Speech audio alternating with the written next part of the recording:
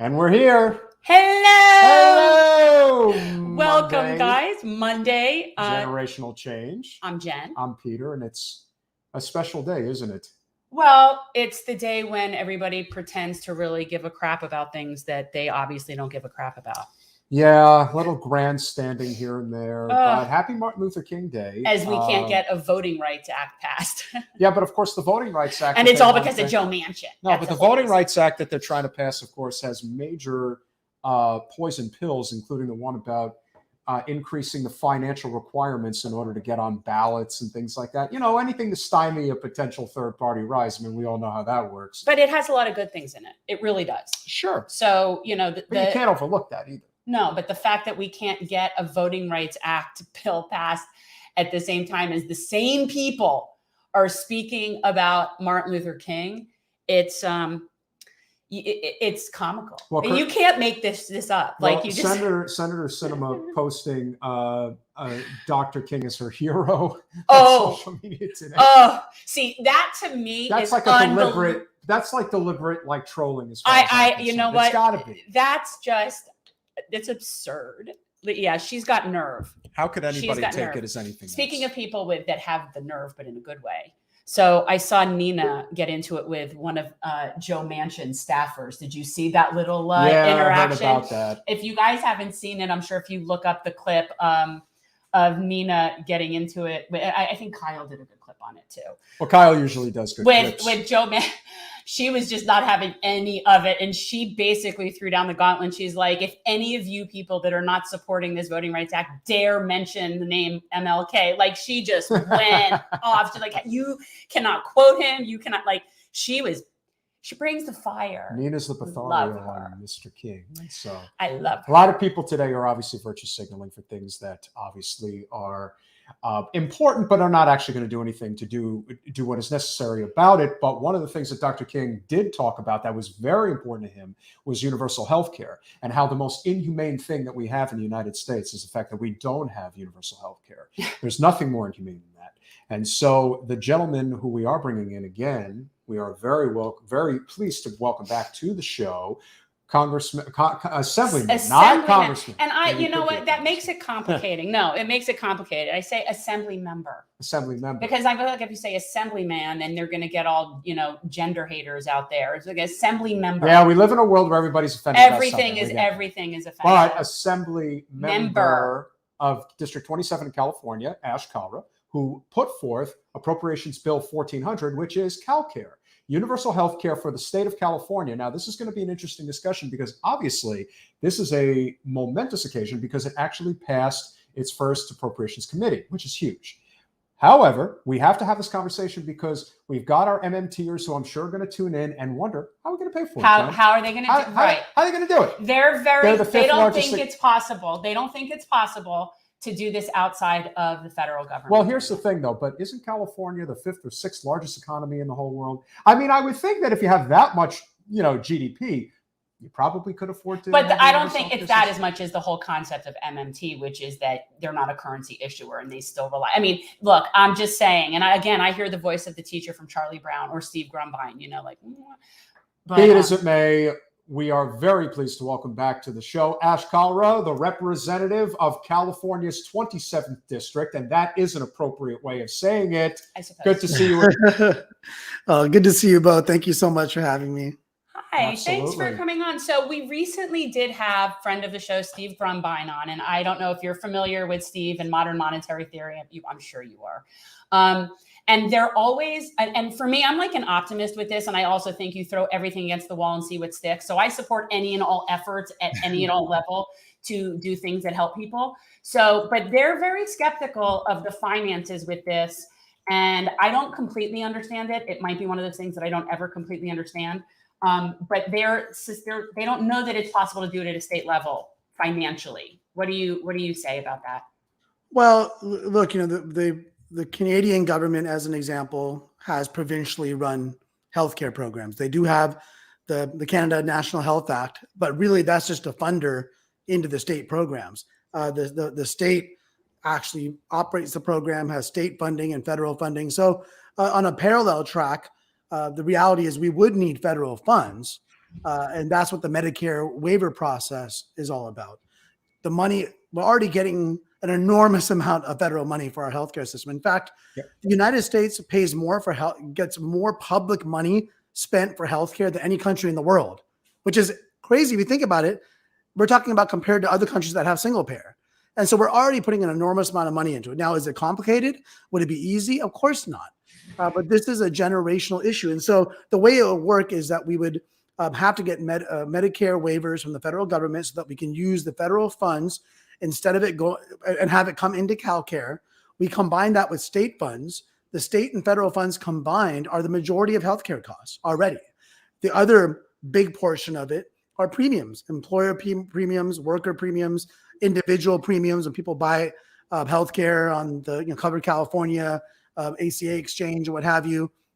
And that's what we'd be getting rid of, is the cost to the employers and to individuals and to families, and instead have a progressive taxation system so that your healthcare is not attached to whether you're employed or not, whether you have good employment or not. As again, other countries look at us and really justifiably think it's lunacy for us to have healthcare attached to employment. It shouldn't matter. And so is it possible? Yes. Is it easy? No. And so those that are skeptical, I understand it. I get why you'd be skeptical. But I met with the Deputy Secretary of Health and Human Services in DC. We met for over an hour with him and his team. It's absolutely doable. It does not require any additional federal legislation. Right now, the waiver process does allow for states to apply. And what we're trying to do would be eligible for that waiver application process. That's really cool. Did I have the idea ready that we should have Ash and Gustavo on it and do a show? Do you know who Gustavo Rivera is from? He's your counterpart in New York. Yeah. And yes, in fact, I met his assembly counterpart, Assemblyman Gottfried, who is considered the godfather of single payer in New York. He actually got elected to the assembly in New York before I was born. In 1971. That's how long he's been there. But he introduced the first single payer bill in the 90s. And now with Senator Rivera, they've introduced a bill that's moving through the legislature there as well. And so, it'd be great to connect with them. Yeah, I think that would be cool. Yeah, and I think that there's always the thing that I always take exception with the the MMT groups, the groups that are very much about it has to be done this way. My attitude is, how long do you think it's going to take to build enough momentum to pass single-payer healthcare on Capitol Hill? You happen to be friends with Representative Ro Khanna. I can't even imagine what the conversation is like with somebody like him who supports universal healthcare, has to deal with, even with fellow reps in California who obviously have deep pockets from big pharma and private insurance, and that is a huge problem. I see California or New York or both as basically being, the center points of being able to get this across the finish line, properly funded, and then expanding to the rest of the country, just as it happened in Canada. Would you say that that's the biggest pushback that you get, is this whole concept of, well, we're not having necessarily, the Federal Reserve just put money directly into this. We kind of have to balance the budget. But it seems like the budget is getting balanced. And I think that would speak to, a great segue into the fact that it already has passed a very important committee in order to move forward. Yeah, so I agree. Look, I mean, and I want to throw Washington State in there as well. I want to give them props. I know there's an effort there too. Washington. Yeah. And this is a healthy competition to bring healthcare justice to our community. And the reality is, look, DC can't even get Voting Rights Act legislation passed. And it's not, and I don't say that as a criticism to the Democrats that are trying, but let's be real. Do you really think DC is going to be able to do something of this nature? And at the end of the day, it is the states that have to lead. The states oftentimes lead on environmental issues, on marriage equality. I mean, you name it, on and on and on cannabis legalization. It hasn't happened federally yet, but a number of states have done it. It will happen federally because states have taken the lead. And so absolutely, I think it's not only possible, I think it's the only way it's going to happen is if a state leads, especially a state the size of California or New York. And built into our bill is the need to have reserves. And so, yes, we're in a great financial situation right now, close to $50 billion surplus. But that won't always be the case. And so we have to have built-in reserves. And that's another reason why you don't want healthcare attached to employment. Look what happened during COVID. During a pandemic, millions lost their healthcare. It's actually the exact opposite of what you want to see happen during a pandemic, right? And because their healthcare was attached to their employment, they lost their healthcare. And now you're seeing the cases of folks that are surviving COVID with hundreds of thousands of dollars in medical debt. And so, medical debt is the number one reason for family bankruptcies in our country, by far. And that's, by the way, after the establishment of the Affordable Care Act. It has not changed. Even with the Affordable Care Act, the ratio of bankruptcies, medical bankruptcies, has not changed. So yes, absolutely great that we had the Affordable Care Act to bring access, but it has not created true healthcare for everyone, because you're still seeing cost is dictating what kind of healthcare you have, whether you're rationing your medications, rationing other kinds of services. And by the way, you have insurance companies. People say, oh, if the government's going to make the decision. Insurance companies right now are making the decision on what kind of care you get. They're overriding doctors and nurses. And they're the ones telling, their customers, and doctors have to tell them too, when the insurance company says, no, we can't do this treatment that I'm telling you need, to start a GoFundMe account. In the wealthiest state, in the wealthiest nation on earth, it's unconscionable. Yeah. I don't understand how it's not embarrassing for people. Like, I feel embarrassed. Like, this is ridiculous. Anybody who would ever say those things, like, this is the greatest country in the world and we're all that and then some, it's like, yeah, no, we're really not. The fact that our bankruptcies are because of healthcare costs it's embarrassing. Like, honestly, it is. Like, I don't understand how anybody could think we're all that. You're going to hit a roadblock. It's going to happen. Yeah. Where right now, is it going to be in the state Senate? Where do you see this becoming an issue? Newsom is in a very unique position because clearly he wants to run for president. And if he is, if he were to pass single-payer healthcare, to become the first governor to pass single-payer healthcare in the United States, let me tell you something. He's already got a lot of charisma to begin with. There's a lot of things that you can say one way or the other about him, but it probably would be the ticket to the White House, to be honest. Where do you see things right now as far as where the roadblocks are going to come from, and what can we do to maybe mitigate that issue when it happens? Well, we're far off from it being before the governor, although obviously the conversations would have to start in earnest well before that. Right now, we passed the Assembly Health Committee. It's up before the Appropriations Committee this coming week. And so every single time there's a vote needed, it's a roadblock, because, there's always an opportunity for the opposition to kind of really push back and internally, get members to vote against it or not vote for it. And so every single step is a major milestone and a major hurdle. And so right now, the process, we got through Health Committee. We have to go to appropriations. If it gets to appropriations, it'll be on the floor of the Assembly within 2 weeks. And it has to get off the Assembly floor before the end of the month. And it's because it's what's called a 2-year bill. It was introduced last year. I held the bill in order to continue to work on the financing aspect, the constitutional amendment that I introduced that deals with constitutional issues as well as financing. But now that means that the policy bill, AB 1400, has to pass the Assembly by the end of the month.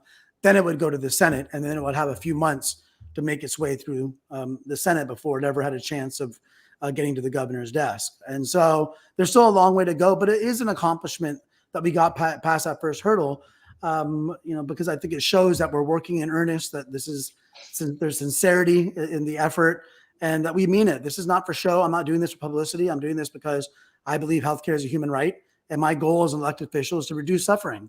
And so I'm in a role where I can at least try to do it, and I wouldn't be able to sleep at night knowing that I didn't give it my best try.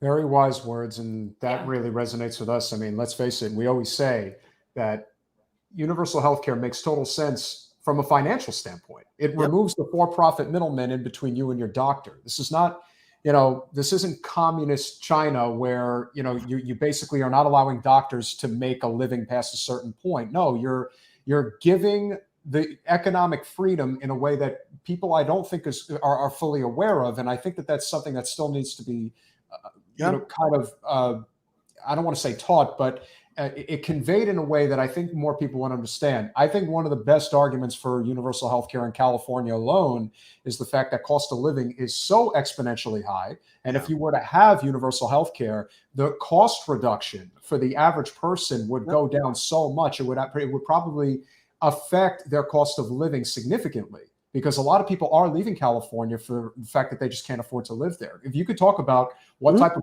financial impact that would make if they were to have a universal system. Yeah, there's a lot of positive impacts. One is just a reduction of stress. You talk to people in other countries that, they may have some complaints about their healthcare system, but they don't have to worry that they may end up homeless or they may end up bankrupt because of a health situation.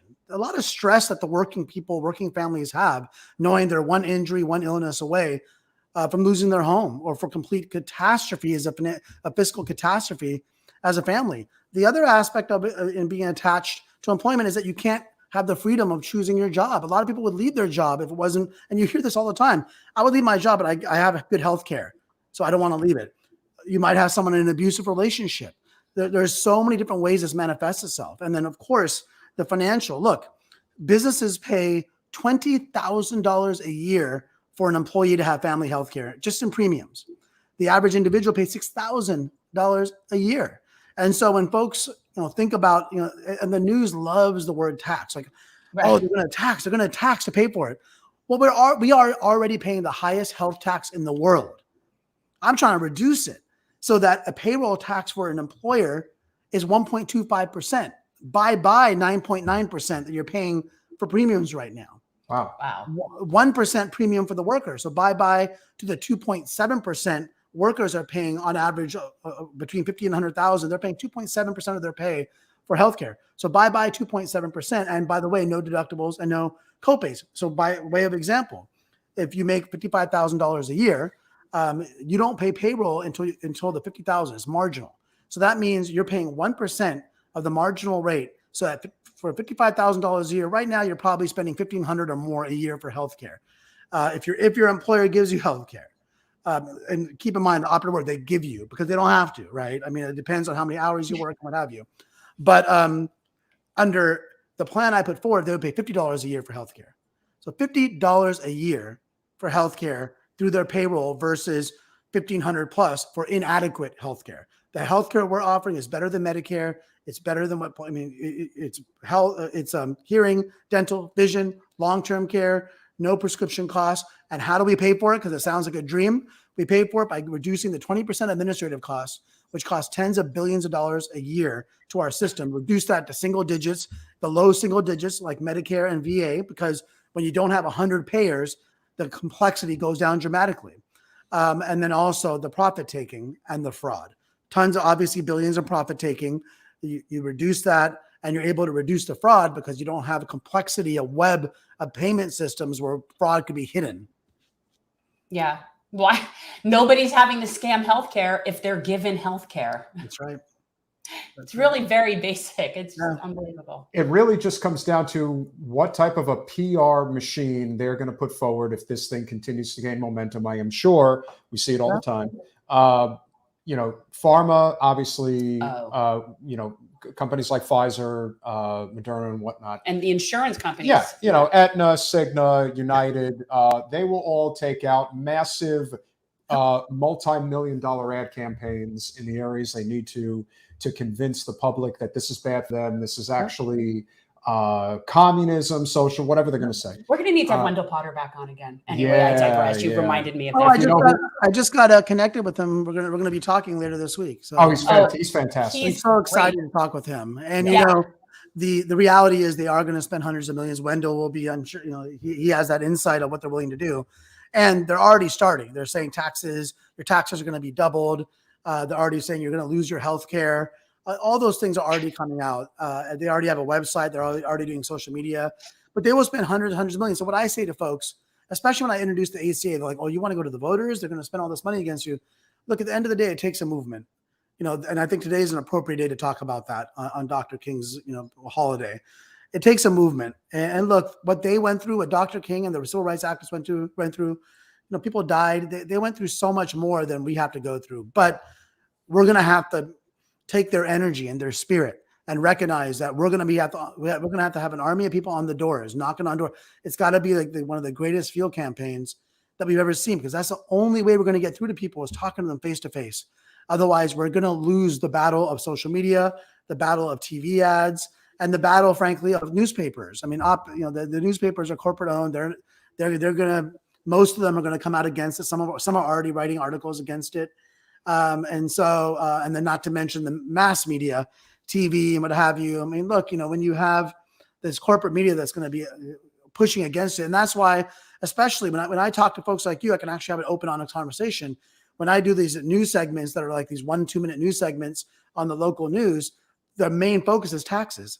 Oh, but you're going to raise taxes. They don't talk about Representative Kalra. The cost of living in California is already high enough to begin with. You want to add another tax on top of this? How do you think we afford to live in the Bay Area, my friend? This is the problem. And with that, we are done with the segment, and you don't have anything to say. And the next 3 commercials are drug companies, right? Yes. Well, that's the thing. It's like the same companies that don't want this or who signs those guys' paychecks on the media. So it's kind of like they're all the same people.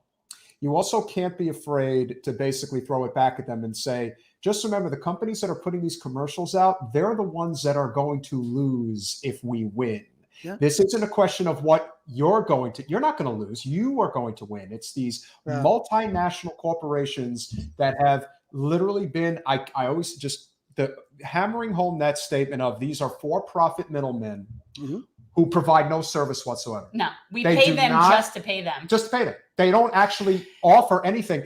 And this is why it's tougher to build the Green New Deal movement, because there is a dependency on fossil fuel that is still here, even though we're trying to get off it.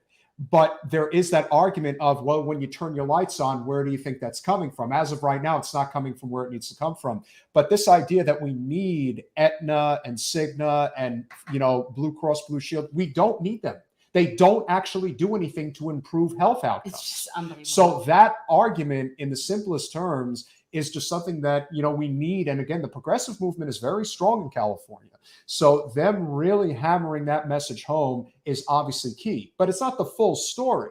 So I'm curious as to what your experience has been like talking with, let's say, conservative Democrats or even outright Republicans. What has been the response based on the conversations you've been having? Not with the, not with those invested in this, but with the voter who can ultimately help push this along. We're getting positive feedback. We're obviously getting folks saying, "Oh, you're raising our taxes, move back to Canada," whatever. They'll say all that stuff, and it's a knee jerk. And the sad part is a lot of the folks with that knee jerk reaction would benefit greatly from this, right? And we already see how the Republicans use emotion and fear to keep their base, with them. And this is a perfect example. I mean, I think Republicans that I serve with are probably happy I introduced it, because they can go back to their districts and throw that red meat, like, oh, the Democrats are doubling your taxes, rather than having an actual honest conversation about the state of our healthcare. And we saw that during the health committee hearing, where my colleagues, straight out of like a script, went straight to, oh, you're going to double taxes. Oh, you're going to get rid of Medicare. Oh, this, that, and the other. And, they're not well-versed in the bill, nor do they need to be for their political purposes, right?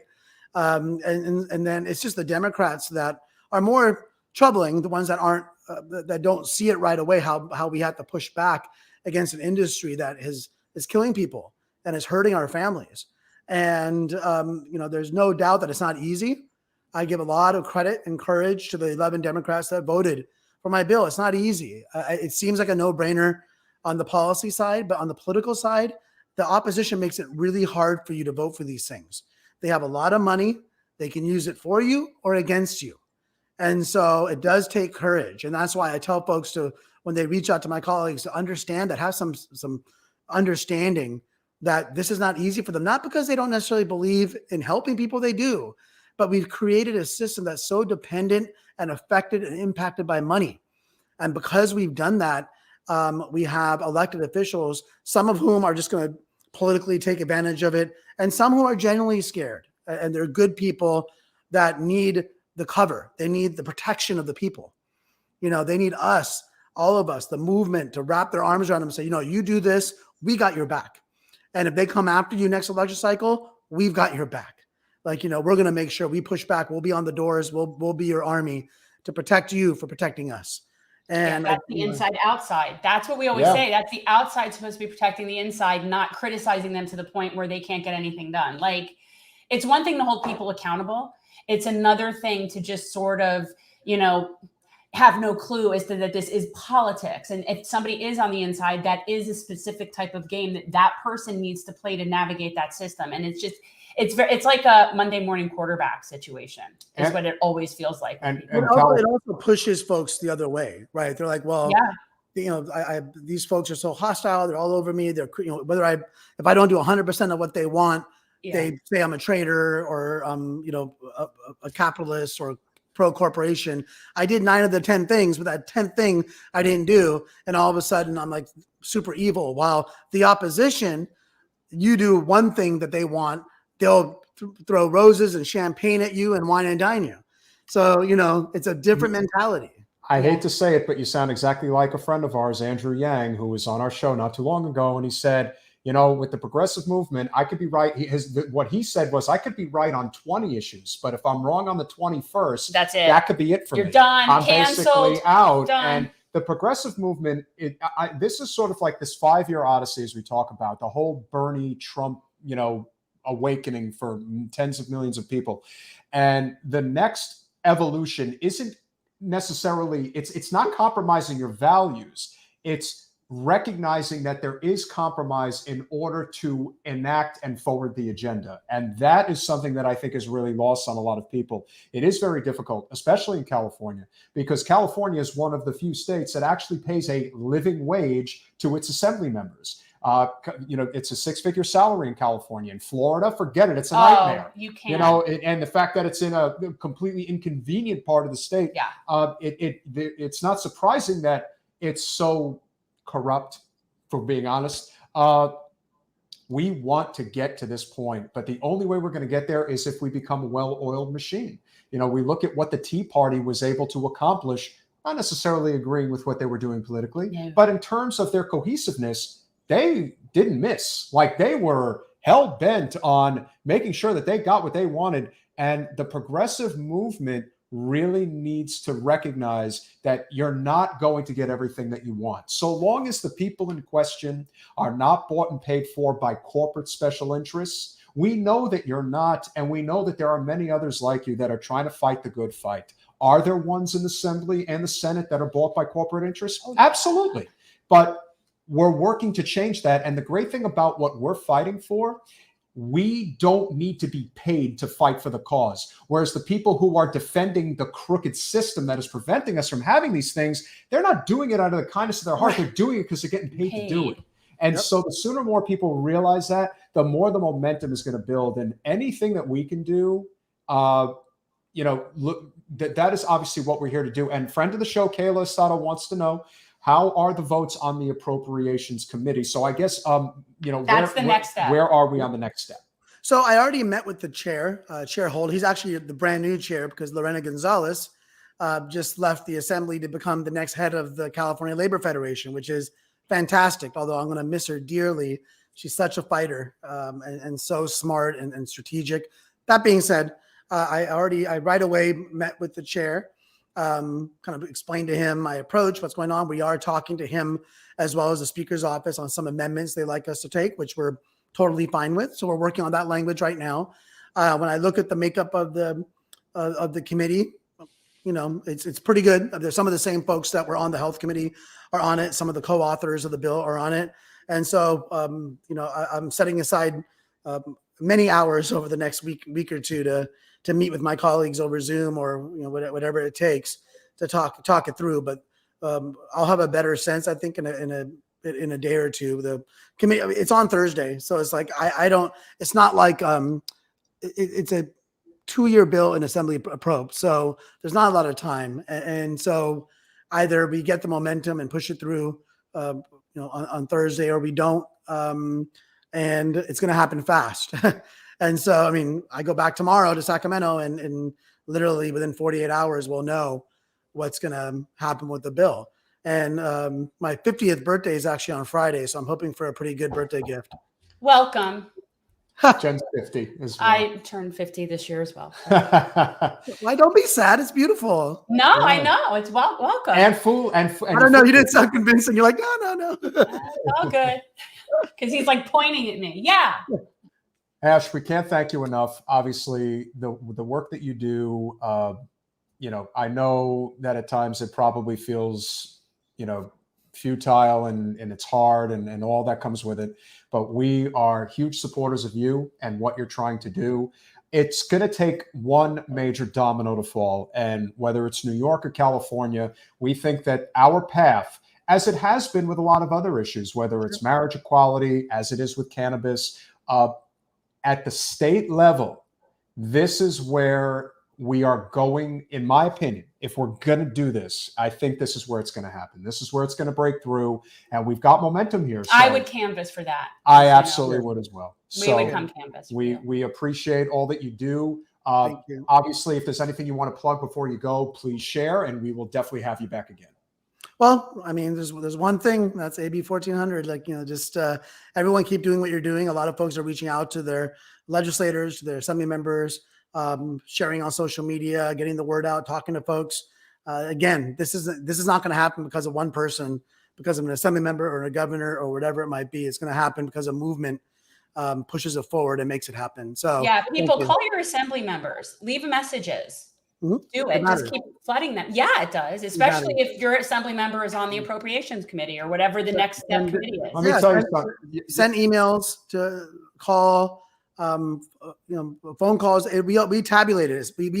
We ask if the person lives in our district, if they're a constituent, and if so, we literally keep a tab when people call on bills. So if there's a bill coming up and my district director will be, hey, we're getting a lot of calls on this particular bill. And then I'll look more closely. Okay, what's the issue? Where are people standing on it? So it does matter. Yeah. It really does. And one thing I can tell you guys, when they start getting like 10 dozen calls, they don't like it. No, at all. They really don't. So the office people get really irritated. This is how you get things done. Quite frankly, you got to be a pain in the ass, and that's part of the game. And at the end of the day, we are very grateful for you, Ash. Keep fighting the good fight. We look forward to talking with you again soon, Thanks, brother. Ash. Thank you. Bye. Have a great evening. Bye-bye.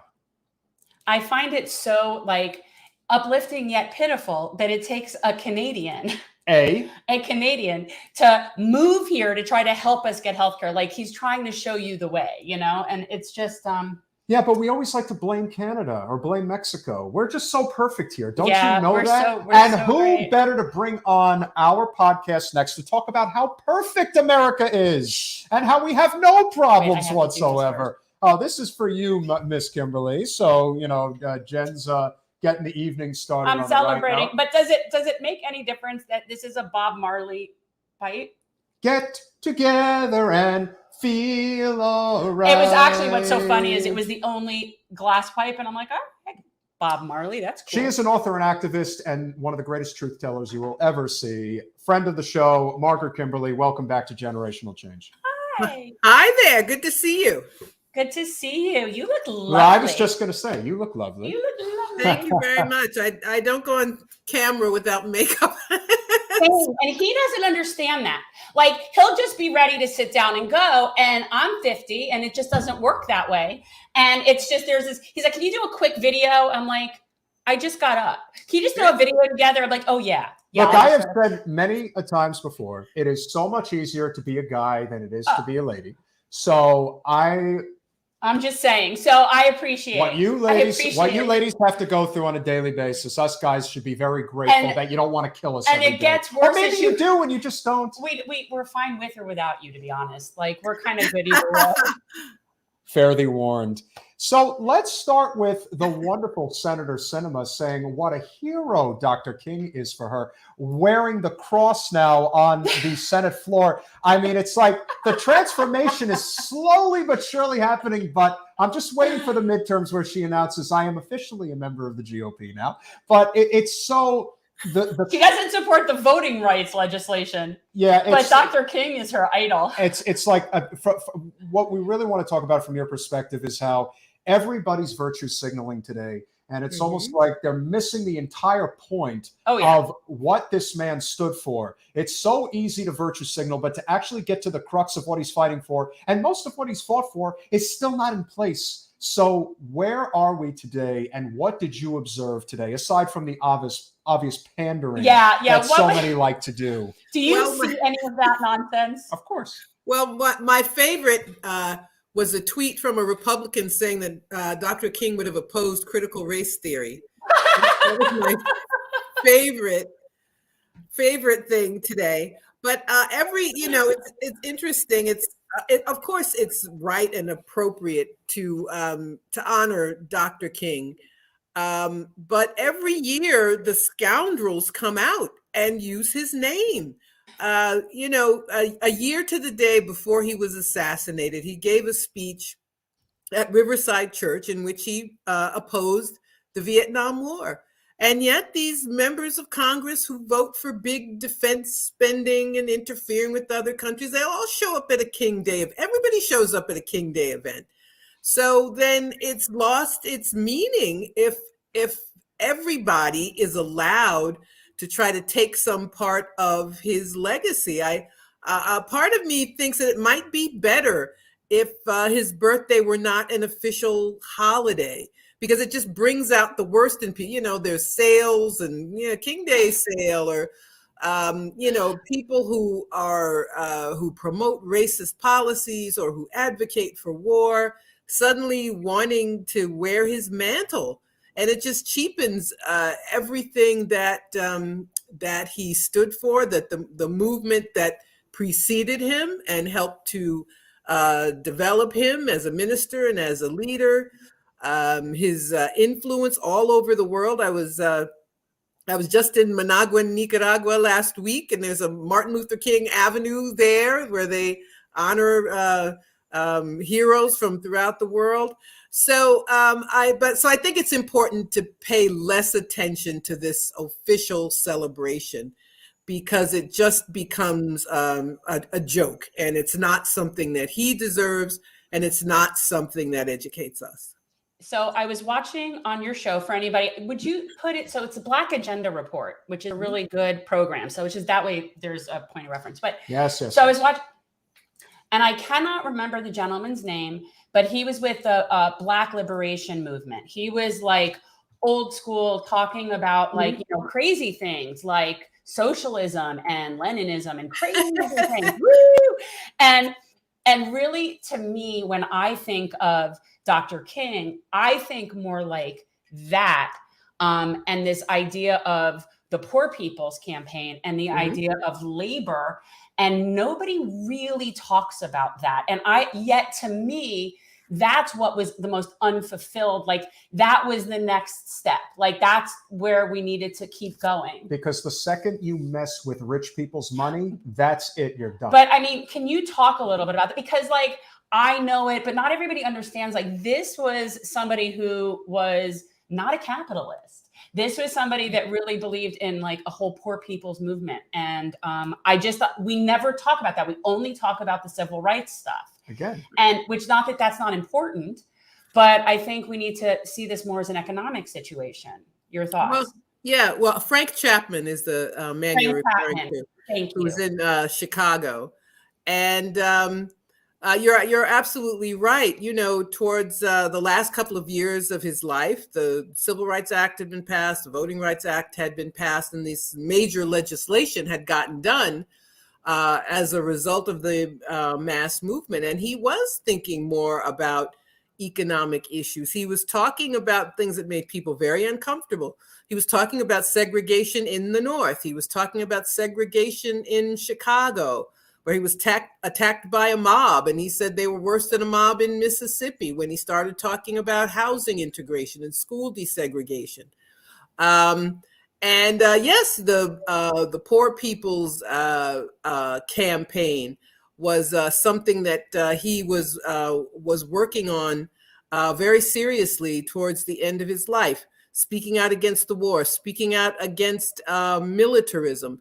And the military budget was a fraction of what it is now, where it's 60% of all discretionary spending. So speaking of things that he did not get to accomplish. So it's important for us to know the whole man. If you read, if you watch the news on his birthday, you think he gave one speech, the I Have a Dream speech, Right. which actually was the least substantive of everything that he ever said, without any mention of what he said about economic inequality, what he said about imperialism.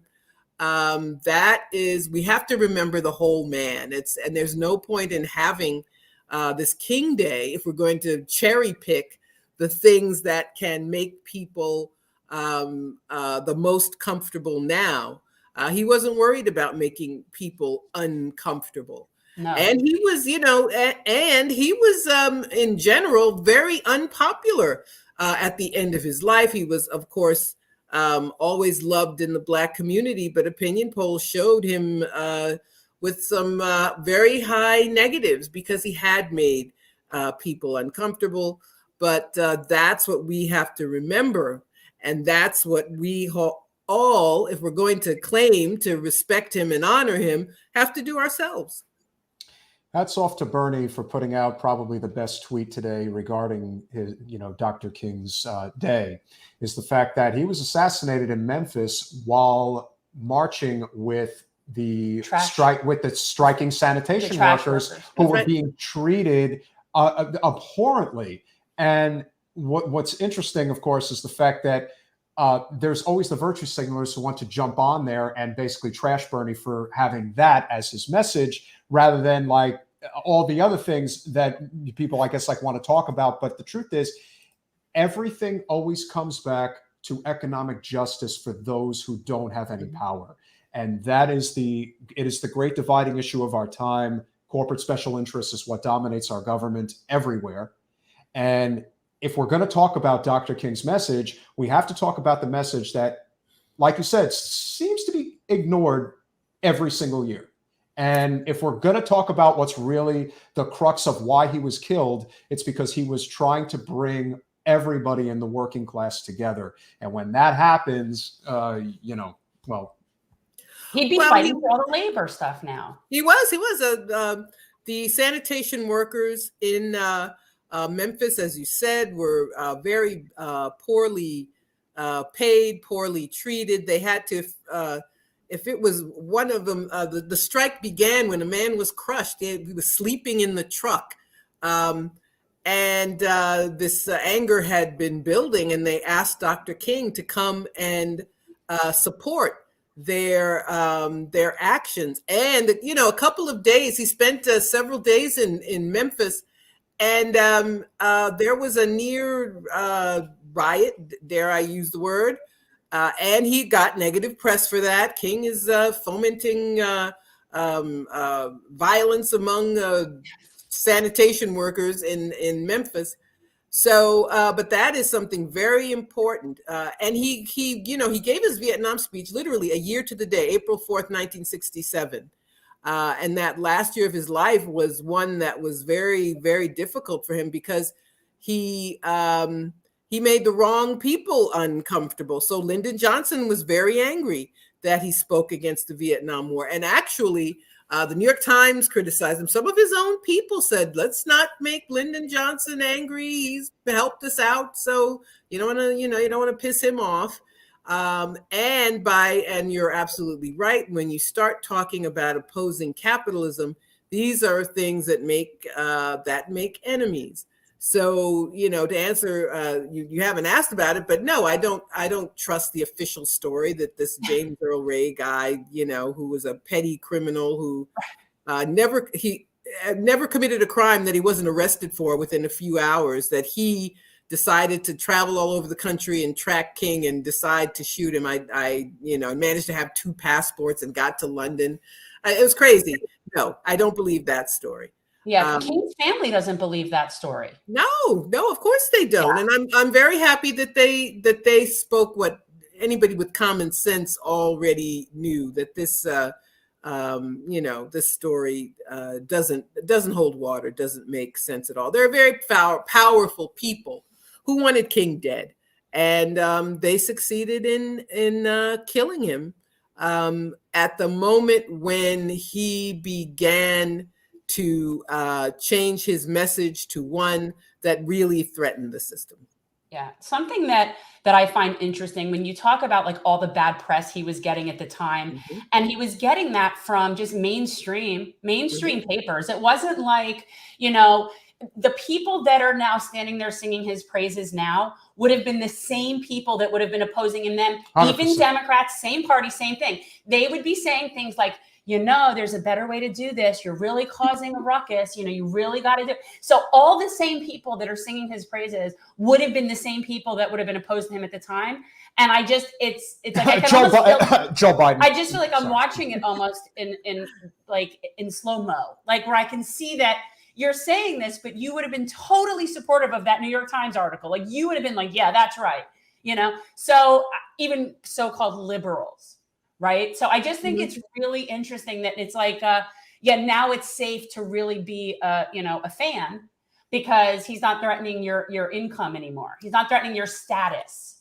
Margaret, if you could have a little fun with why liberals, especially comfortable liberals, love to virtue signal. What is it about them that makes them just they so well, no, but if he were alive, they would not be doing that. They'd be scared of him. Like they would not be doing that. If he were still alive and stayed on the trajectory, he wouldn't be popular amongst those people today.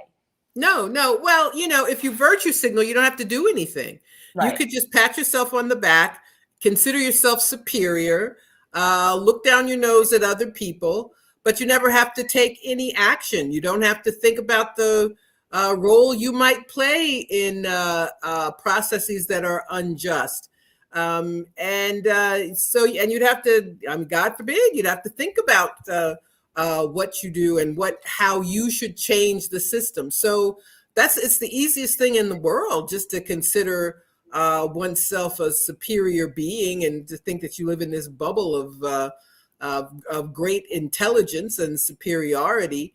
So I think that's the problem. But you know, King talked about the white moderate, and he wrote the letter from the Birmingham jail, and all the people who said, well, now's not the time, or this isn't the day to demonstrate, or those people, they're still doing that, by the way. Some of the didn't Hillary just give that? Didn't Hillary just say that? Yeah. Like, did she just not say that quote? Which I cannot think of something more it's like we know that she's disconnected. It's an from irony reality, of an irony of an irony. Like I can't even think of anything more funny than that. Well, did she just do that? Yeah.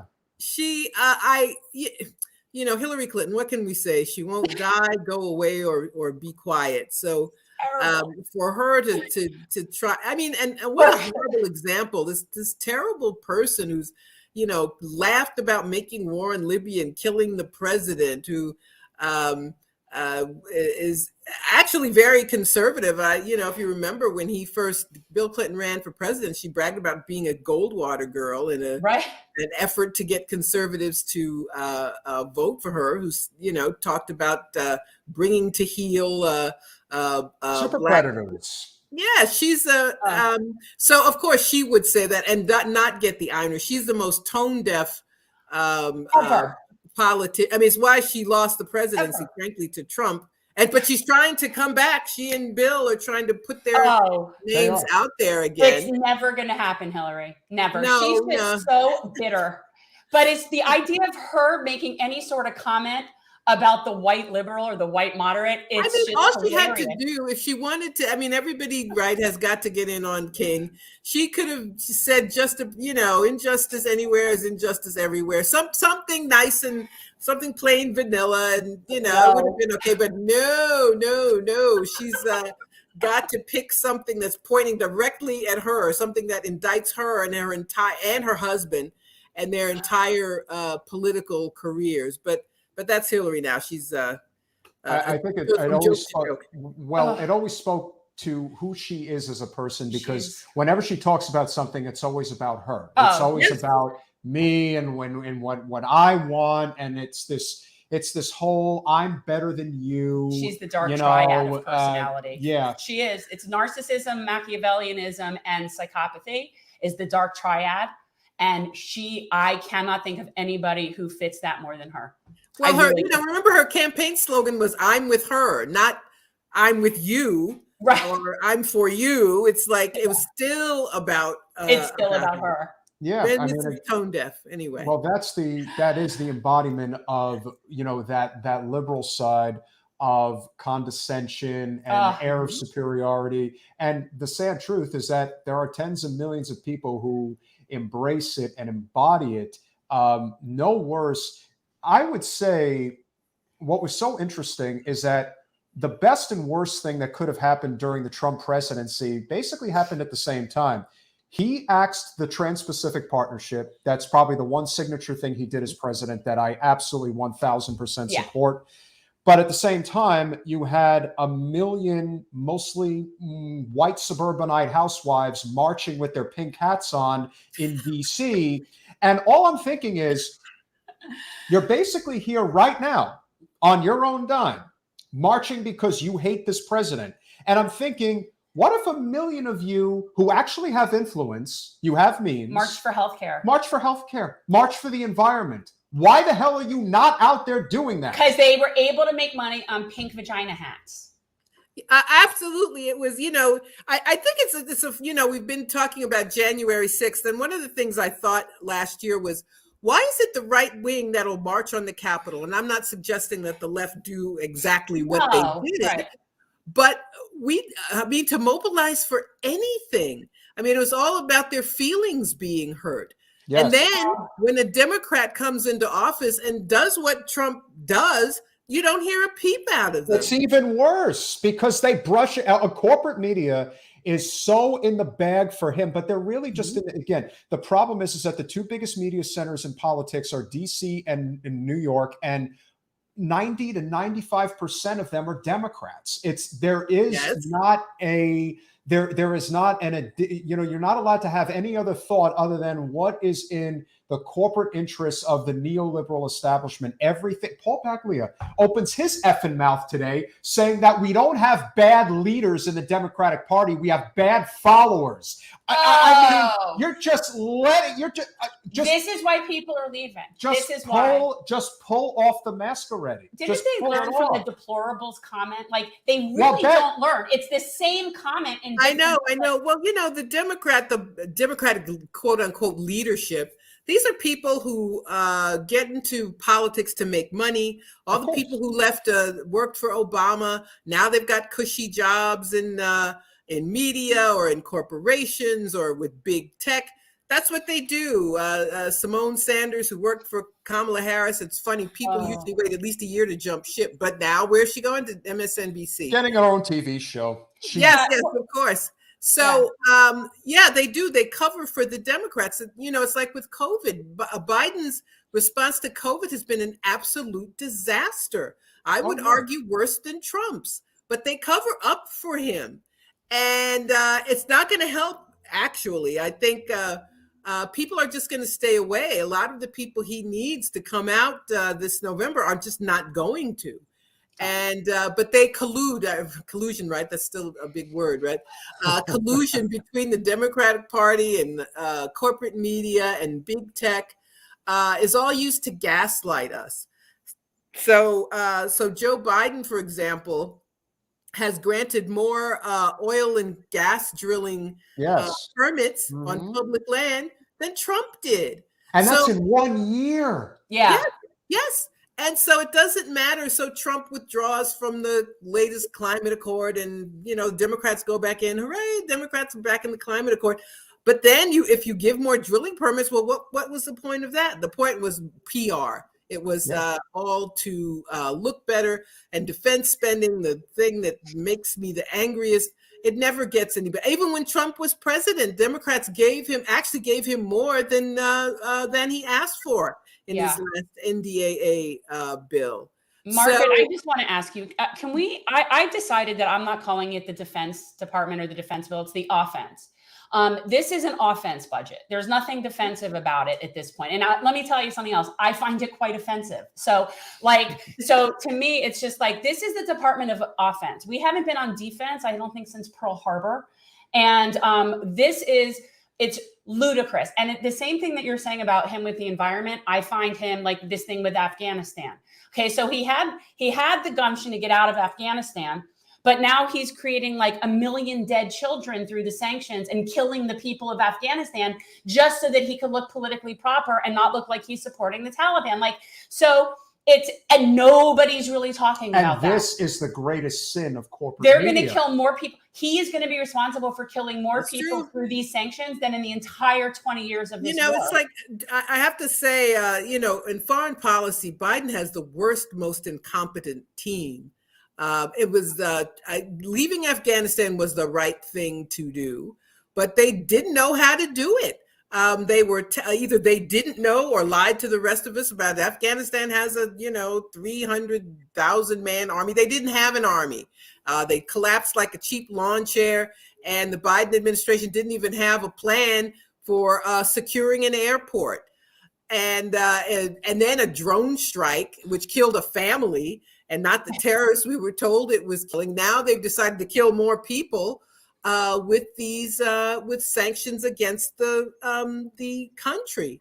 So this is, I can't imagine how Trump could have done any worse than this.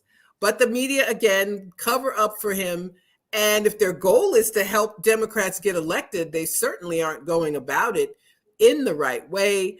And that's why it's so important for folks like yourself and us to be able to use these outlets as much as we can to get some different point of view across to the public, because what the media do is just lie. And I want to say quickly before I go, I'm very much worried about Ukraine.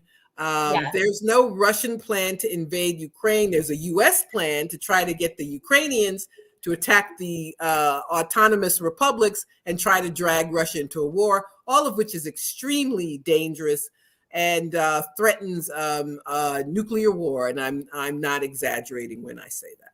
Yeah, but like before you go, let me just say that I think that today, on any day, like especially today, we should say, what would Dr. King do about Afghanistan children? Like where people, if you're going to sit there and virtue signal about this, be aware that these issues are going on. Just that's sort of my point. Oh, sure he would.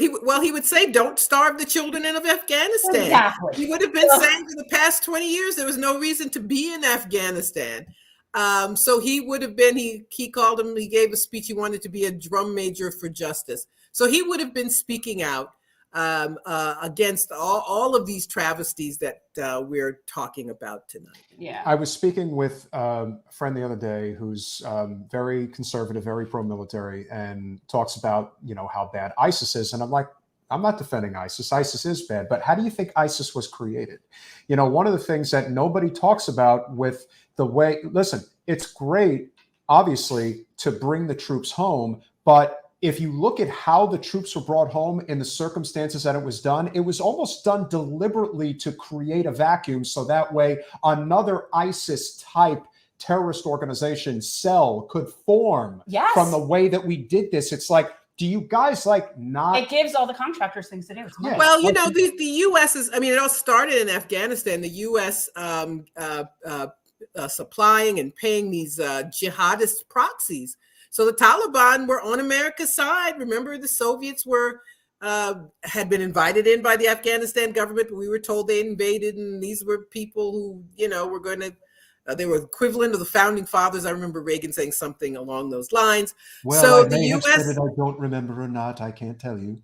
So Bin Laden was America's guy. He was one of the people that the U.S. was using. The ISIS in Libya, in Syria, were used to help topple or an attempt to topple a government in Syria. It's actually Russia that defeated, and Iran who defeated ISIS in Syria. That's the simple fact of the matter. But yes, all of these groups are created by the U.S. And you said something about the Defense Department. We should just call it the War Department. That's what it was called during the war. It was the War Department. It was Truth in Advertising. But they get billions of dollars to make sure that there's a war somewhere. And guess what? We always get a war. Yeah, the war budget. That's exactly what it is. Do you think there's going to be a breaking point? Right now, we're seeing just so many things all coming together. And let's be honest, it's President Blinken, not President Biden. I like to say that often. But when we think about, you're not getting, and again, obviously we could talk about voting rights, we could talk about all those things, but at the end of the day, economically speaking, we're getting nothing. Literally nothing. And all anybody wants to do is point the finger at Manchin and Sinema. Biden has done nothing. When I mean nothing, he has done less than nothing. He hasn't even pretended by calling he could address the nation, sit down and talk about the importance of the Build Back Better bill and why this is actually going to help working families. He didn't do that. Nope. And this idea that he could have paid down with student loans. That would change everybody's life. And he could do it. And there's things he could do without Congress. He's done none of it. He's done none of it. He could take on all of these issues. And as far as Manchin and Sinema, I feel like it's bad drama. They're like the bad cops, and everybody gets to point to them. And they, I feel like they drew straws and came up with the short ones. It's like they get to be the bad guys when there are many Democrats who are in support of what they want. Democrats are. What did he tell the big fundraisers? Nothing will fundamentally change. And these are the people who fund all the campaigns. These are the people who run our politics. So they don't want to give an inch, even to help the Democrats to say, could you let us give people one little thing over here? Nope. $1 trillion in student loan debt. Minimum wage not going up. They made a big deal about he's cutting child poverty in half. The child tax credit's over. It's gone. They kicked people off of unemployment. The so-called progressives cover for him. I give him an A. He's exceeded expectations. Oh, when Pramila did that, oh my Lord. And again, the thing that I like to bring up is that this has basically been a 5-year odyssey, 6-year odyssey now. With the whole Bernie Trump phenomenon. And for a lot of people, it's this political awakening that they've never really had before. And they're getting their sea legs now in regards to how the sausage is made. And once the populace recognizes the game for what it is, you're not going to fool them anymore. It's one of those things where it's going to, the populace is going to overrun the establishment. Here's hoping. It's just a question of when it's going to happen and how it's going to happen. But as one of our favorites, JFK, said, if you make peaceful revolution impossible, violent revolution is inevitable. And I'm wondering, how much longer do you think you can squeeze desperate people tightly before they revolt? Because we're kind of in that phase right now, wouldn't you say? It's like there's always something that happens when I'm thinking this is the tipping point. This is it. It's all going to blow. But we're seeing it in, the unionization efforts in Starbucks or Amazon, or even people robbing Amazon trains. It was such a bizarre story. I was like, what do you mean they're robbing Amazon trains? But so we're seeing some of it in bits and pieces. Unfortunately, there's not a coherent movement. We need a general strike, in my humble opinion. I thought COVID would do it. COVID is bad in this country because we don't have the infrastructure that cares for people. It didn't have to be this bad ever. And it was easy to blame Trump, and he's gone there. Now they're going to try, keep trying to ride the Trump horse.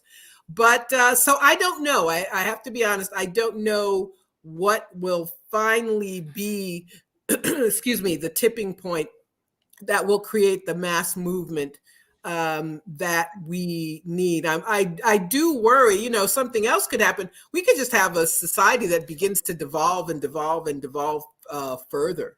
The cataclysm doesn't have to be the thing that sparks change, doesn't have to be something positive.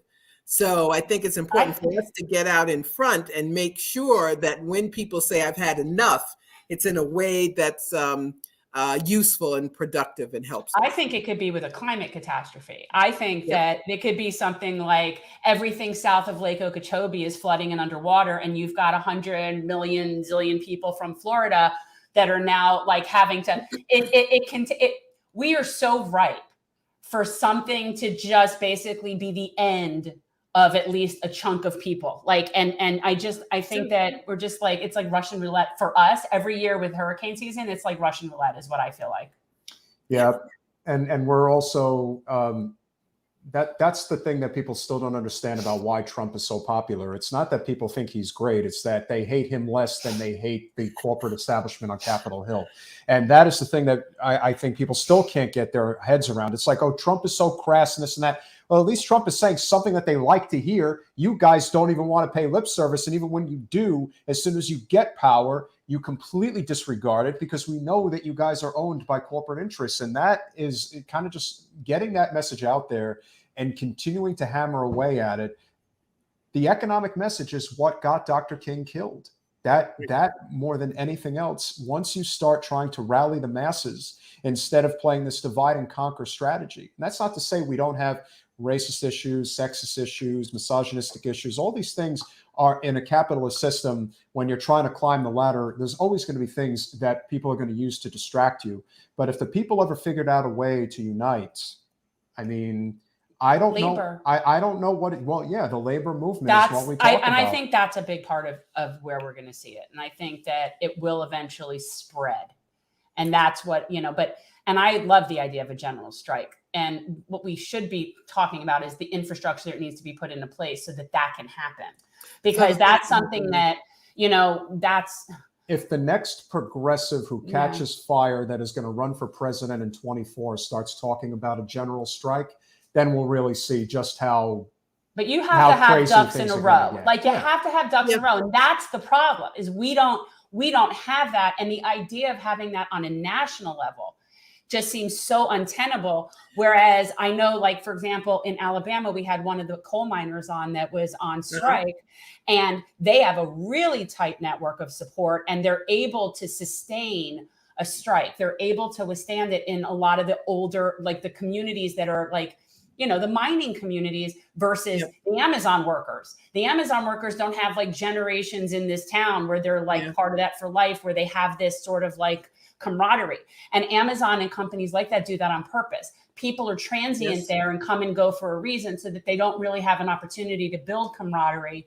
And that's a big part of the problem, I think. Yeah, and I think we just need, political education. I don't know how many Americans know about what a general strike is or would be if they know the term at all. So there's a lot of very basic information to get out, but it can be done. It's been done before. We were talking about the liberation movement of the 50s and the 60s. There were people who, did not know anything about politics or mass action, but they did it. They figured it out. So I believe it can happen. It can happen again, and it has to happen. I also think the thing that could be a tipping point is a war. I really do. That is something that people are not prepared for. I mean, they're trying to propagandize us into, thinking we have to contain China or attack Russia. But if there's an actual shooting war, I think you would see a lot of opposition to it. I'm not trying to wish war upon the world, but I think that's something that could spark a mass movement that could do good things. Yeah. My mom always says she's waiting for the revolution. And I feel like that, but why aren't the fact that we drone bomb, however many countries we're drone bombing, like, why isn't that outrageous enough? Because it doesn't get covered. So I always wonder, well, right. So let's say we have a war in Crimea, or let's say something happens. It will be covered how we're told it's covered. Like, I wonder how much we would actually know. Like, how hard would that be for us to even know? There's no more foreign correspondence for any of the mainstream media. They're all just told talking points from whoever's in charge at the White House. And that's what they know. There are no more, like, there's your Abby Martins of the world. There's people that are out there doing that, but not enough people see those people. No, I think Vietnam, I'm old enough to remember the Vietnam War. I was a little kid, but, and that's also when they decided they were not going to allow journalists to roam around freely and report what they wanted, and possibly engender negativity among the public. So people are embedded. If they send anybody at all, I think there is something about U.S. starting being in a war with China or Russia that I think would at the very least scare most people. And it would be difficult to make the case, especially with all the other things that we've been talking about, the insecurity that people feel, the low wage work and the student loans and the COVID, which goes on and on and on. I think it might be different, and all the covering up in the world would not sustain support for something like that. Well, we are running out of time as far as I can see, because things just seem to be getting worse and worse and worse. But they say that the night is darkest just before the dawn, and maybe we are on the cusp of something much better than where we are right now. It's just a question of what that's going to look like. Right. It's, again, we look at the political spectrum, we look at how things are down here. Billy Corbin, who's a filmmaker down here in South Florida, said, "So goes Florida, so goes the country." It's like the Florida of today is the America of tomorrow. I sure hope that isn't the You should truth. be very scared, people. You should be very, very scared. Well, you don't like DeSantis? And you know what? I actually believe that there's a good chance that that's our next president. Yeah, I do. So- Oh, he could win. He absolutely could win. COVID is funny. There's a great divide about it. So, the pink hat crowd will sneer at DeSantis, but there are millions of people who resent the vaccine mandates. Yes. The benefits of vaccines have not been explained well enough. It's very simple. It keeps you out of the hospital. I don't know how to do that, but I think there are enough people, and now he's being touted as, what is it? We're free people or a free state or something like that. But so yes, to make a long story short, yes, he could be president. I have no idea. I'm not going to make predictions about who the president could be. It's not going to be Joe Biden. It's not going to be Kamala Harris. That's for sure. And it's not going to be Pete Buttigieg. Oh no. I don't know, but the thing about DeSantis that people do like, it's also something that a lot of people like about Trump. It's that they're taking a stand and they're going to speak their mind, and they're not playing games, and they're not kind of, taking the knee. And I think that people respect that, even if it's very misguided in a lot of cases. And the thing about DeSantis, and Florida is a red state. It is, and it is a very county strong state, and it is a very pro-civil liberties state. And when you start, this isn't, as people think it's blue because they hear from all the people in Dade and Broward, and they think, no, this is rural, it's red. And when you start talking about forcing people to do stuff, they're not having it. They're just not having it. I don't think the Democrats in this state have any idea what's coming in November. I think it's going to be really bad. And I would like to also say that even in the urban areas, a huge portion of the Black community is not having any of that. And with a lot of real, suspicion built into history and reason for feeling that way, it's real. Like, they're not going to have a mandate, Yeah, I noticed something interesting about DeSantis. It's something I find annoying. He has this hayseed routine. He talks about the elites. Now, he's a double Ivy Leaguer. He's a governor of a. I'm like, what, dude? What are you talking about? You're the elite. You're talking about yourself. But he does. And last week he made some reference to the ruling class. The ruling classes are, want these restrictions. And I was like, wait a minute. When have we last heard a Democrat talk about the ruling class? How does he get to steal? I mean, they're the putative left party. So how is he the one talking about a ruling class? And the Democrats, of course, don't offer any ideology, really. It's virtue signaling about certain issues, as we've discussed. But at the end of the day, they end up siding with the oligarchy. And yes, we have an oligarchy here. It's my new favorite word. Siding with the oligarchy over the people all the time. So someone like DeSantis, who has his finger on that part of the pulse, yes, absolutely, he could be president. And he's much more palatable than Trump is. He is, and he's also extremely politically savvy. Yeah. He's extremely smart. He's got a great team around like him. Whoever he is, he's making smart. I mean, it's scary, but again, we had Rick Scott for 8 years. See, that's the thing. Like, our lowest low is you can't even fathom. So, like, DeSantis is a step up for us. And that's why whatever the progressive movement is going to evolve past Bernie now and how that's going to look, you could learn a lot from the way that somebody like DeSantis, yes, even Trump, conducts themselves, because the truth is they rally the masses, but they're what I like to call the false prophets. They are not actually working on behalf of the working class agenda. No. But somebody who could take their, no BS attitude, because people love that. Yes. They love that. Yes. They love somebody who's saying, I'm going to kick ass and take names. And that has always worked in politics. It worked for LBJ. It worked for Reagan. It even worked for numbnuts Bush. It's like at some point. Well, I think you are. I agree. I do. I think you are right about that. There's something of people appreciate someone who's fear. I remember there was which New York mayor was it I hate? Oh, Ed Koch. And someone said, I like Koch because he's fearless. And I think that's true about the appeal that politicians can have. But we're, things are, it's an interesting time, right? It's right. So you feel like you're watching it unfold almost in slow-mo, but what are you working on now? Like, what, I know you've Black Agenda Report, but you usually have other things brewing.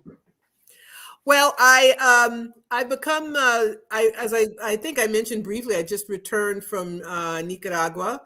It's my second trip in a few months. It's been interesting to see a country which has a revolutionary government and which the public are in favor of. And it's funny to me because nobody thought about Nicaragua for a long time. And then Biden's like, we got to sanction Nicaragua. They can't elect Ortega again. Now, this is a small country, 6 million people. There are more people in New York City. But the United States decides to drop the hammer on this country and sanction them because how dare you elect a leftist government? And I think we have to have an internationalist viewpoint. It's not, you're not going to have justice at home and injustice in the rest of the world. We have to advocate to have a just government for the whole planet. So we have to oppose these efforts to interfere with other countries. And as soon as the U.S. imposed sanctions on Nicaragua, what did they do? They established relations with the People's Republic of China, which is their right to do. So these efforts, which I think are wrong to begin with, are also short-sighted.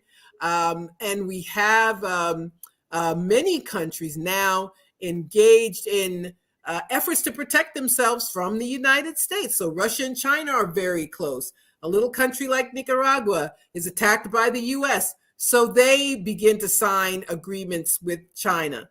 And so I think it's important for Americans to know more about the rest of the world. I think people who consider themselves leftists must always oppose U.S. interventions. I think that is very, very important, more so than scrutinizing another country necessarily. So that's something I'm very much interested in. I was with the delegation with the Black Alliance for Peace.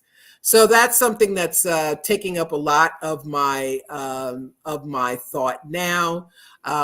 Since Glenn Ford passed away, the executive editor of Black Agenda Report. I'm now the executive editor, so it's taking a lot of my time, but we've got a great team. Wednesday is Black Agenda Report Day, blackagendareport.com. This Wednesday, our issue is devoted to analyzing the first year of the Biden administration.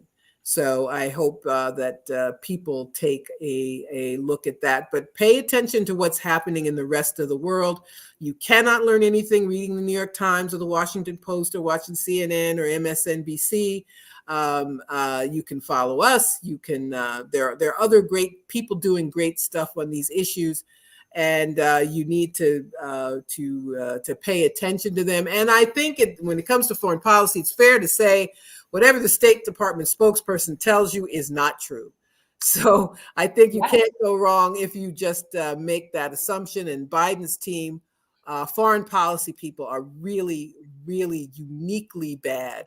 And so I worry about what they're going to do in the rest of the world. We should always be fighting to cut the military budget, to close these military bases, to let other people in the rest of the world have the right to choose the governments that they want. And not being an empire is a much better deal for people in this country than to have a government which thinks it ought to run the world and make people suffer. So those are some of the things on my mind these days. You are just small things like that. Yeah. Just small things like American imperialism and death of humanity. And the climate, that's all. It's just, small things. I always say that too. You cannot expect to have peace here if you're wreaking havoc all around the world. So when something really violent happens here, a horrible shooting, a horrible whatever it is, and people are so shocked by this, and I'm like, no, how do you think that works? We're violent people. We're a violent nation, and violence begets violence, and you cannot have it both ways. So, and I wanted to say one more thing. You talked about the progressive running in 2024. We know what the Democratic Party does to progressives.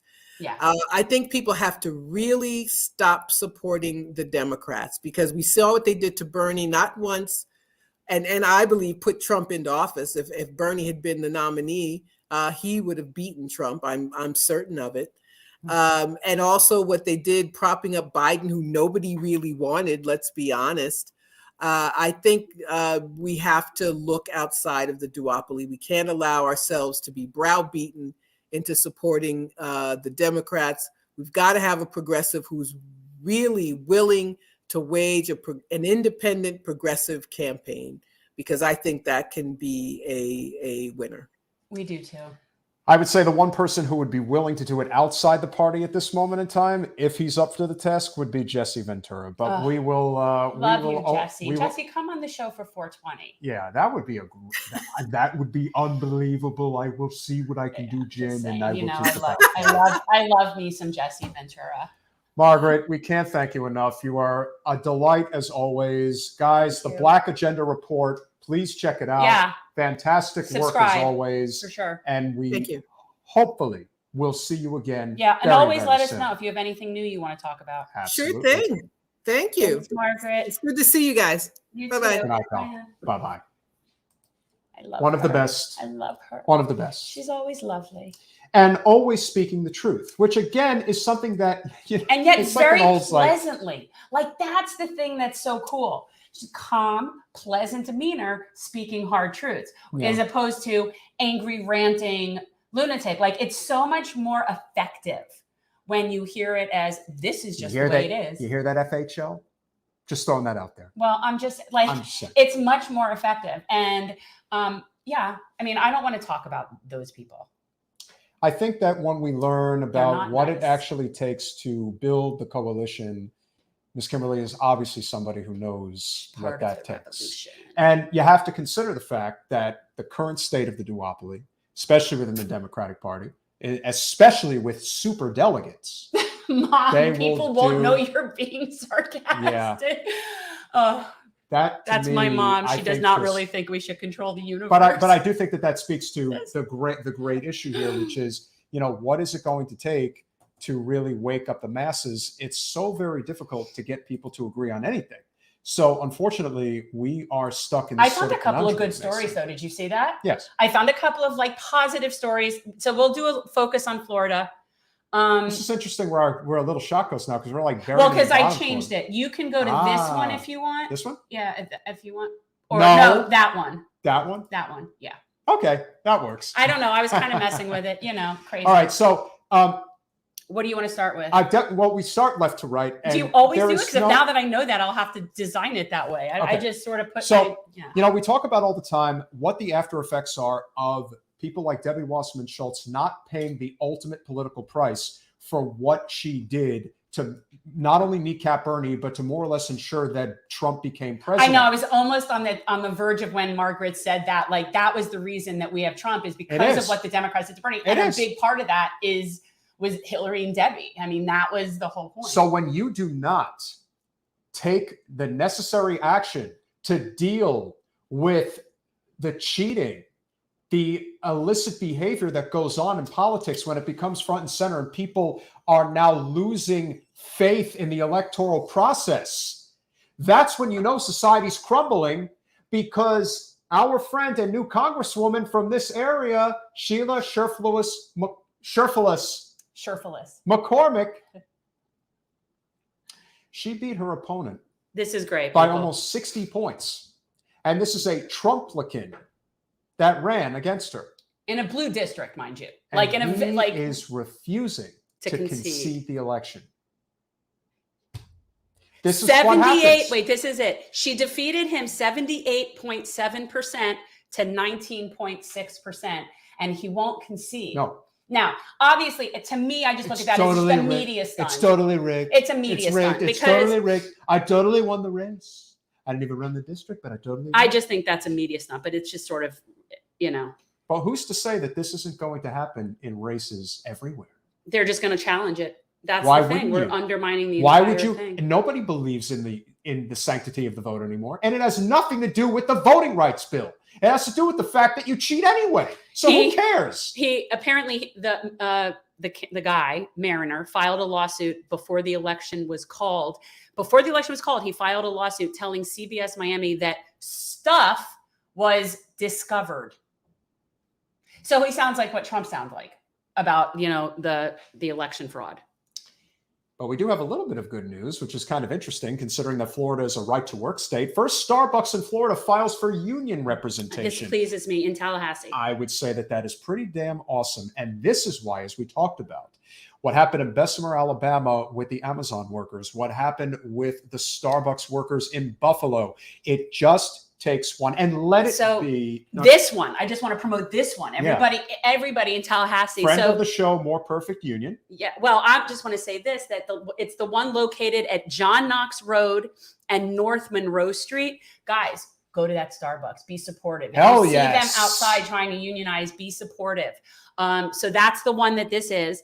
And yeah, More Perfect Union tweeted out that employees at 7 Starbucks locations have filed for union This is how it happens, baby. in the last 2 weeks. The one in Tallahassee is the first one of those in Florida. So it's very Unions exciting. are absolutely an endangered, that's not how you spell it, but I know what you're saying. It is an endangered species in Florida. And of course, it is endangered. Why? Because Florida is a right to work state. And this is one of the biggest reasons why we don't have a strong labor movement. But that is obviously something we would be looking to change. It takes time, but we fight for it. So we're happy to report that one of those is in Tallahassee, which again proves our point that while Florida is red, it is populist. It is. We did vote for a $15 minimum wage here. So I'm just saying. So again, I'm pleased that this is happening. And if that's not enough, IKEA. This pleases me too. Well, of course, the Swedes always do fantastic stuff, don't they? Okay, so I want to read this because I want to make sure I get it right. So IKEA will restore 3,000 acres of land in Florida that were harmed by Hurricane Michael. Yeah, so this, guys, for people who don't know Florida, this is in the Panhandle area. Mm-hmm. And the thing that's really cool about this is it's an area that is called Tupelo honey, and it's where Tupelo honey is from. And it's a very special kind of honey, which just to me also big props Van Morrison song called Tupelo Honey, one of the best songs ever. But anyway, so Brown Eyed Girl. No, Tupelo Honey. But so IKEA just bought over 3,000 acres in land. It's the it's INGKA Group, the company that controls IKEA. In January, they purchased 2 plots of land spanning 3,264 acres near the Apalachicola River. So that's in the Panhandle area. The land is called Tupelo Honey, and they plan to treat the new purchase as an afforestation project. I don't know what that means. Oh, instead of reforestation, afforestation. So you guys would be surprised. While reforestation refers to the replanting of trees where there once was trees, afforestation is when people plant seeds that will grow into trees and eventually a forest on land that had not been previously a forest. So they're creating a forest in an area that was decimated. Which is very, very nice. It's very good. You guys would find it very interesting because, we hear about, conservatives who say climate change is a hoax, and yet the red counties always seem to be so much more environmentally conscious than the blue counties. Yeah, for sure. So everything is up is down, left is right. It's so unbelievable. It is estimated that 650,000 or more trees will be planted in Tupelo Honey over the next 40 years. As the forest will operate on a 40-year cycle. That's more technical than I need to get into. But anyway, I was pleased And yay, Hats IKEA. off to IKEA as always. And Apparently, fine. Tupelo honey is not IKEA's first forest. Mm. So apparently that's not they've done surprising. this and grow sustainable timber in US and Europe. Interesting. Scandinavia leading the way, Seriously, as they always people. do. Seriously. And so our final story of the night is one that we could simply not ignore. And Jen, this is something that you can take, because the freaking balls that politicians have when they just throw terms out there like they're Nazis. Like it's nothing. It's Trump. Everybody's it's, a Hitler. Nazi. Everybody's Hitler. Punch a Nazi. It's like, do you? Yeah. There is a lack of sense that so many people have. That's incredible. And Commissioner of Agriculture turned gubernatorial candidate Nikki Fried, who is desperately trying to make a big splash as the candidate, and she is trying to win the nomination. But if anybody can't see my graphic, it says campaign strategy, play the Hitler card. Right there. And it's honestly, you should be embarrassed. Plus, she should be embarrassed for this tweet that she put out, because now I am reading this from the New York Post, but they have it in quotes. So what did she say? I'm putting it out there. She was talking about DeSantis, and that's what dictators do. Instead of listening and trying to govern with the people, he is trying to govern over the people. And you know that, I'm sorry, I'm a student of history too. I saw the rise of Hitler. Really? Nikki, you saw that? So I just... If anything, he's the opposite of Hitler, because this is a state that would not tolerate... You want to know what this state would look like if you put it in lockdown? Do you want to know what would happen in Florida? Right. Hitler would be having vaccine and mask mandates. That would be more Hitler-esque. That's what I would just say. It's just this whole knee-jerk but reaction. I saw the rise of Hitler. Yeah, it's the Not so knee-jerk much, reaction to just go to the lowest hanging fruit, the lowest common denominator, and that's crappy politics. State your case. And not only that, but here's another thing. So she was asked if she was in fact comparing DeSantis to Hitler, and she goes, in a lot of ways, yes. I have studied Hitler and how he got to power, wanting his own militia. Okay, yeah, I do recognize that DeSantis did say that. We actually covered that a little bit here. Half the states in the country have the same Yeah, but thing. no. It's not something that's going to happen. And he didn't even assign a budget for it. And as somebody who is in her position, she should really understand that it wasn't something that's going to happen. And that, she's being very hyperbolic. And it's obviously part of a strategy, because it's just absurd. Yeah, but I don't think that that's what's going to win her. No. The I don't think nomination. anything's going to win her. Listen, we've been on record. It's not to say anything negative, but DeSantis is not losing re-election. No. And if we're going to be more honest, I like what Kayla has to say. Look, Sheila is going to have a hell of the one re-election that she's going to be really heavily challenged in is this one coming up in August, because Dale Holness is coming for her again. He's already announced he's going to, why wouldn't he? 5 votes. Of course he's going to run. And the district is going to be expecting some things out of her. So it's going to be very interesting to see what happens there. I mean, the reality is, and when Sheila ran, she ran by promising everybody $1,000. And there was a big billboard, and I mean big billboard, not like the kind of campaign billboards, but like a real off the highway billboard where Sheila basically off with $1,000. And I've been in several situations amongst voters in that district that have said they voted for her for that money. So my concern is when you promise something that's like a fixed thing, it's, very, very definitive thing, and then you can't come through, that is not good. I also think, look, we're very likely going to have Senator Annette Taddeo on the podcast soon, and she'll talk about her campaign.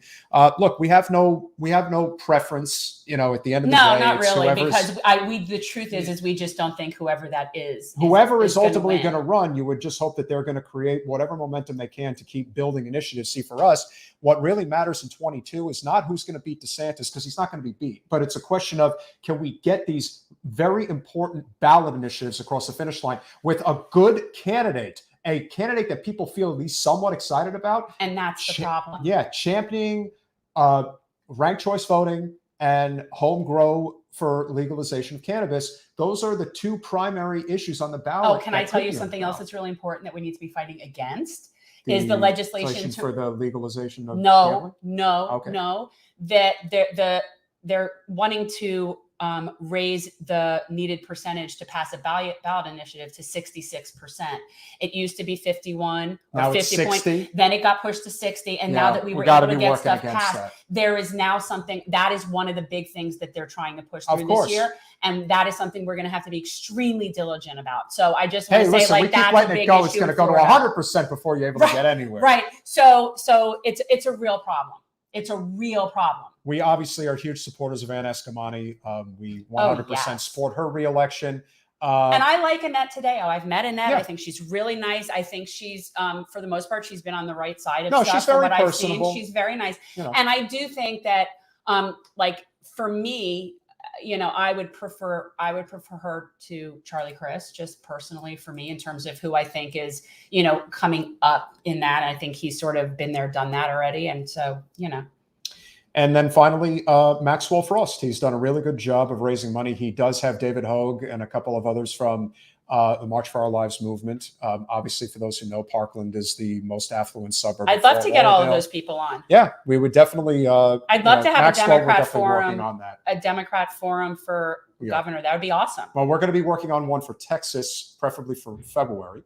But on Wednesday, we do have a awesome candidate who's coming on. Nabila Islam will be her first time on the show. She ran for Congress. She was supposed to be on last week, and we had to postpone. Yep, she's part of Jen Slate, was part of Jen Slate with Brand New Congress. She's now running for the state Senate in Georgia, which is actually very smart because she's adorable, by the way. Yeah, and Georgia is going to be basically between Georgia and Pennsylvania. You're looking at the two true eye of the hurricane states in this year. Stacey Abrams obviously running for governor. It is a red wave year, but what's interesting about what's happening in Georgia is there really is a civil war in the GOP. You've got Brian Kemp, who's trying to save his neck as governor, and you've got David Perdue, who was just senator, who is now being backed by Trump in a primary for the governor's race. Very interesting. So Georgia will take center stage. And then, of course, we are going to have a crossover podcast with a gentleman by the name of Osiris who does Stuck in the Middle. He is somebody who I was not familiar with prior to knowing about this, but that's okay. But really awesome guy, has some really strong opinions. I think we'll have a great conversation with him. And we're going to have some other big guests that are going to be coming along the end of the month. So now. What do we have? We have exciting stuff. Yes. Well, if you want us to let you know now, next Monday, we are going to be speaking with none other than Michael E. Mann. He's coming back to the podcast. He is the inspiration for the Leonardo DiCaprio character in Don't Look Up, which is so funny to me that he is. So that'll be interesting.